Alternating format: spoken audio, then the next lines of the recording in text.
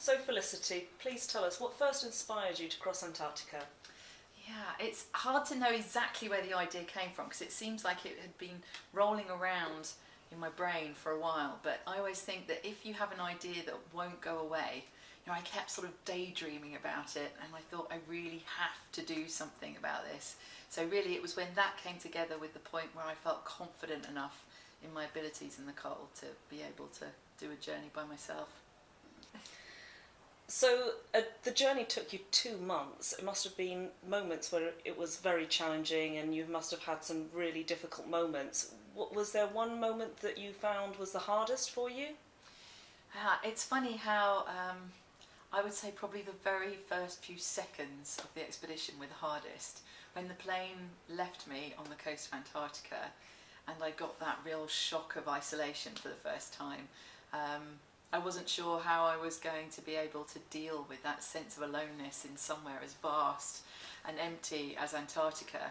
And I think those were the most challenging because I had to find a way to move forward and move past that initial shock.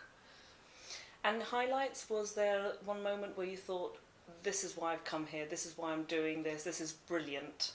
Yeah, I think it's a sort of general truth that often the worst of times and the best of times are one and the same thing. And I remember skiing through a whiteout storm on the Antarctic plateau right in the centre of Antarctica, and there was half of my brain that was going, this is miserable, I'm cold and I'm tired and it's scary and I can't see anything and I don't really know where I am.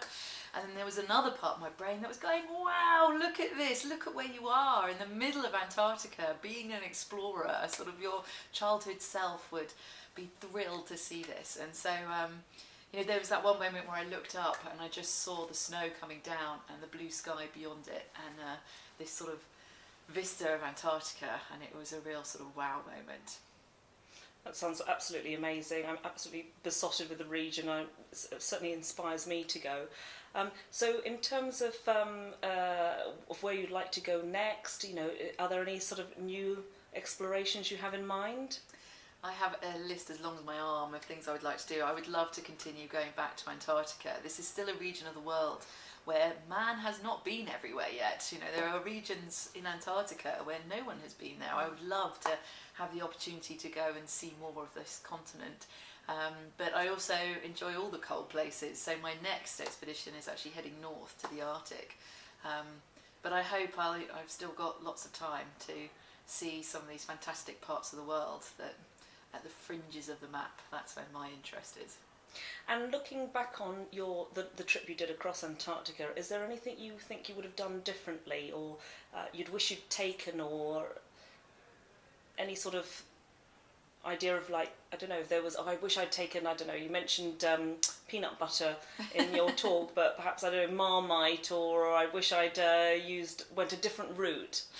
Yeah, I wish maybe I'd been a little braver and not decided to have resupplies and given it a go, taking everything I needed right from the beginning, just to add to that sense of sort of simplicity and completeness, and feeling that I really was out there on my own 2 feet. So there is a slight part of me that perhaps regrets making that decision, but I finished my journey literally the day before the last flight out of Antarctica before the winter set in. So who knows, if I hadn't have made that decision, perhaps we wouldn't be sitting here having this conversation. You may not have made it. Yeah. But I remember you mentioning that you carried 2 sledges and they weighed a total of around 85 kilos, is that right? That's right. So I had one sledge behind the other and full of all my kit and equipment, and together they weighed 85 kilograms, yeah. So would you have had to have given up, if you were to take all your supplies with you, what would you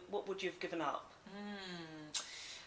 I was very sort of brutal with my weight. There was nothing in those sledges that didn't appear to make the difference between success and failure. But there were a few things that I ended up not using that I probably wouldn't take again. So pan lids, a tent bag I wouldn't bother taking, and then some things that I probably would take. So I had a problem with my lighters right in the highest part of Antarctica. It was really cold and I was still a long way from the pole, which was the only place that I would get any chance of help. And I thought, God, this really could be the end of my expedition, just because my lighters don't work to light my stove. So I think I would take some kind of fire lighter, a flint and steel, so that I would always be able to make a spark come what may. So that's something I learned. But every expedition you do, you learn something else, and you come back, and the next time you don't make that same mistake again. Felicity, it's been an absolute pleasure, and we wish you all the best in your next future explorations. Thank you very much.